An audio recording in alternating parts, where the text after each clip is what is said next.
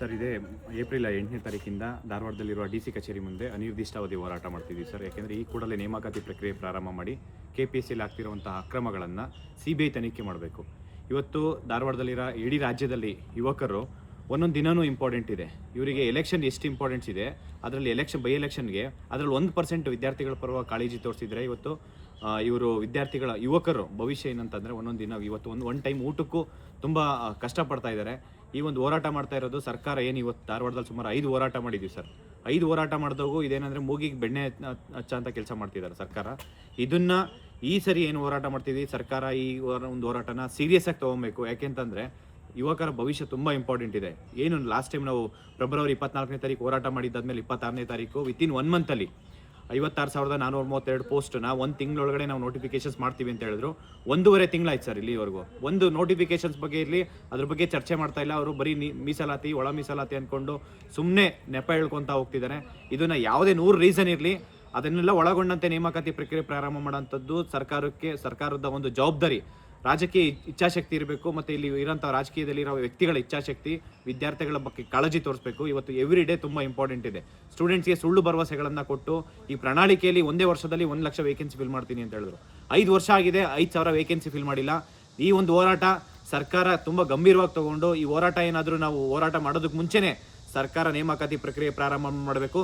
Next 8 ತಿಂಗಳೊಳಗಡೆ 56,432 ವೇಕೆನ್ಸಿಗಳನ್ನು ಒಂದು event of calendar ಇರಬೇಕು. ಇವರಿಗೆ ಎಲೆಕ್ಷನ್ ಅಂತ ಅಂದರೆ ಇಂಥ ಟೈಮಿಗೆ ಎಲೆಕ್ಷನ್, ಬೈ ಎಲೆಕ್ಷನ್ ಇಷ್ಟು ತಿಂಗಳಲ್ಲಿ ಇವರು ಎಲೆಕ್ಷನ್ ಡಿಸೈಡ್ ಮಾಡ್ತಾರೆ. ಇಷ್ಟೆಲ್ಲ ಇಡೀ ಸರ್ಕಾರ ದಾವಣಗೆರೆ ಮತ್ತು ಏನು ಬಾಗಲಕೋಟೆಯಲ್ಲಿ ಇದೆ, ಅದೇ ಕಾಳಜಿ ವಿದ್ಯಾರ್ಥಿಗಳ ಮೇಲೆ ತೋರಿಸಿದರೆ ಇವತ್ತು ವಿದ್ಯಾರ್ಥಿಗಳ ಕಷ್ಟ ಸುಖಗಳನ್ನು ಇವತ್ತು ವಿದ್ಯಾರ್ಥಿಗಳು ರೋಡಿಗೆ ಬಂದಿದ್ದಾರೆ. ಒಂದು ಟೈಮ್ ಊಟಕ್ಕೋಸ್ಕರ ಅಲಿತಾ ಇದ್ದಾರೆ. ಇವತ್ತು ಎಷ್ಟೋ ಜನ ಗಿಗ್ ವರ್ಕರ್ಸಲ್ಲಿ ಕೆಲಸ ಮಾಡ್ತಿದ್ದಾರೆ.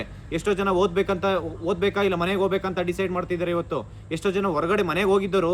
ಈ ಸರ್ಕಾರನ ಹೋರಾಟ ಮಾಡಿದ್ದಾದ್ಮೇಲೆ ಸರ್ಕಾರ ಇವತ್ತು ನೇಮಕಾತಿ ಪ್ರಕ್ರಿಯೆ ಪ್ರಾರಂಭ ಮಾಡ್ತೀನಿ ಅಂದಮೇಲೆ ಎಲ್ಲರೂ ವಿದ್ಯಾರ್ಥಿಗಳು ಇವತ್ತು ಓದೋದಕ್ಕೆ ಬಂದಿದ್ದಾರೆ. ಇವತ್ತು ಅವ್ರ ಲೈಬ್ರರಿ ಫೀಸ್ ಪೇ ಮಾಡೋಕ್ಕೆ ಕಷ್ಟ ಆಗ್ತಾ ಇದೆ, ಊಟಕ್ಕೆ ತೊಂದರೆ ಆಗ್ತಾ ಇದೆ.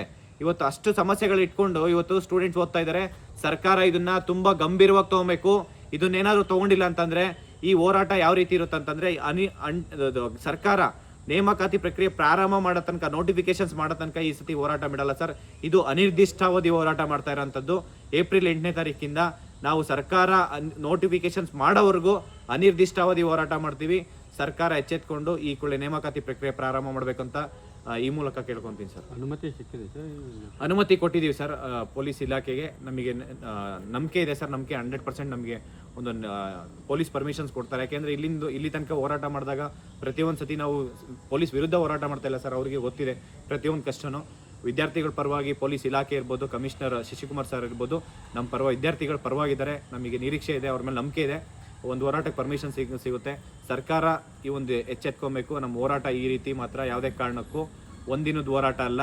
ಈ ಹೋರಾಟ ಮಾಡ್ತಾ ಇರೋದು ನೇಮಕಾತಿ ಪ್ರಕ್ರಿಯೆ ಪ್ರಾರಂಭ ಮಾಡೋವರೆಗೂ ಹೋರಾಟ ಮಾಡ್ತಾ ಇರೋದು ಸರ್. ಎಲೆಕ್ಷನ್ ಇಂಪಾರ್ಟೆಂಟ್ ಅಲ್ಲ. ನಿಮ್ಮ ಎಲೆಕ್ಷನ್ಗೆ ಎಷ್ಟು ಇಂಪಾರ್ಟೆನ್ಸ್ ಕೊಡ್ತೀರಾ ಅದೇ ಇಂಪಾರ್ಟೆನ್ಸು ನೇಮಕಾತಿ ಪ್ರಕ್ರಿಯೆ ಪ್ರಾರಂಭ ಮಾಡೋದ್ರಲ್ಲಿ ತೋರಿಸಿ. ಅವಾಗ ನಿಮ್ಮನ್ನು ಒಂದು ರಾಜಕೀಯ ವ್ಯಕ್ತಿಗಳಾಗಿ, ಒಂದು MLA ಆಗಿರ್ಬೋದು, ಒಬ್ಬ ಮಿನಿಸ್ಟರ್ ಆಗಿರ್ಬೋದು, ಸರ್ಕಾರನ ಎಲ್ಲರೂ ಅಪ್ರಿಷಿಯೇಟ್ ಮಾಡ್ತಾರೆ. ನೀವು ಮಾಡ್ತಾ ಇರೋಂಥ ಒಂದು ಕೆಲಸಗಳಿಗೆ ವಿದ್ಯಾರ್ಥಿಗಳು ಸಫರ್ ಆಗ್ತಾ ಇದ್ದಾರೆ. ನೀವು ಸುಳ್ಳು ಭರವಸೆಗಳನ್ನು ಯಾಕೆ ಕೊಡ್ತೀರಾ? ಮಾಡ್ತೀನಿ ಅಂತ ಹೇಳ್ಬಿಟ್ಟು ಈ ಕಡೆ ಏಜ್ ಕ್ರಾಸ್ ಆಗ್ತಾ ಇದೆ ಸರ್. ಪ್ರತಿಯೊಂದಿನೂ ಇಂಪಾರ್ಟೆಂಟ್ ಆಗ್ತಿದೆ. ವಿದ್ಯಾರ್ಥಿಗಳ ಪರವಾಗಿ ಸರ್ಕಾರ ಇಲ್ಲ ಅಂತಂದರೆ ಸರ್ಕಾರಕ್ಕೆ ಈ ಸತಿ ನಾವೇನು ಯಾವ ರೀತಿ ಹೋರಾಟ ಮಾಡ್ಬೇಕಂತೇಳಿ ನಾವು ತೋರಿಸ್ತೀವಿ ಸರ್.